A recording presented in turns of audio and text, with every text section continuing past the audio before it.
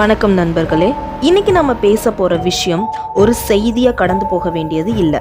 Tiruttani railway station பக்கத்தில் சுராஜ் அப்படிங்கிற ஒரு வட மாநில இளைஞனை 4 பேர் சேர்ந்து மிருகத்தனமாக வெட்டியிருக்காங்க. 80க்கும் மேற்பட்ட வெட்டுகள்.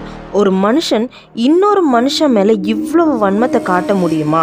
அந்த தம்பி இப்போ உயிருக்கு போராடிட்டு இருக்கான். இந்த நிலைமைக்கு காரணமான அந்த 4 பேர் யாரு? அவங்களுக்கு பின்னாடி இருக்கிற அந்த கொடூரமான போதை எது?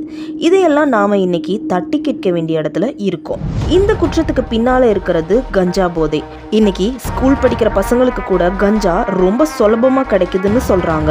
நான் கேட்கறது இதுதான், இவ்வளவு கஞ்சா புழக்கம் எப்படி வருது? எங்கிருந்து வருது? காவல்துறையும் அரசாங்கமும் இதை தடுக்கிறதுல ஏன் இவ்வளவு மெத்தனமா இருக்காங்க? ஒரு இளைஞனோட கையில் புத்தகமோ பேனாவோ இருக்க வேண்டிய வயசுல கஞ்சாவும் கத்தியும் எப்படி வந்துச்சு? இதை வேரோடு அழிக்க வேண்டியது யாரோட பொறுப்பு? தயவு செஞ்சு நடவடிக்கை எடுங்க, இல்லைனா இன்னும் பல சுராஜ்கள் இங்க பலியாவாங்க.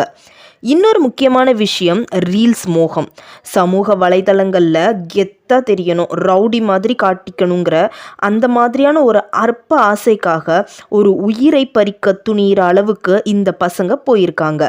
வன்முறையை கொண்டாடுற இந்த மனநிலை ரொம்ப ஆபத்தானது. இந்த சம்பவத்தில் சம்பந்தப்பட்ட அந்த 4 பேரையும் போலீசார் கைது செஞ்சுருக்காங்க. அதில் 3 பேர் சிறுவர்கள்னு சொல்லப்படுது. நான் கேட்குறேன், ஒருத்தரோட உயிரை காவு வாங்க துணிஞ்சவனுக்கு படிப்பு என்ன ஒரு கேடா? மைனர் அப்படிங்கிற ஒரே காரணத்துக்காக இவங்களை சீர்திருத்த பள்ளிக்கு அனுப்பிட்டு கொஞ்ச நாள்ல வெளியே விட போறீங்களா? இது என்ன நியாயம்?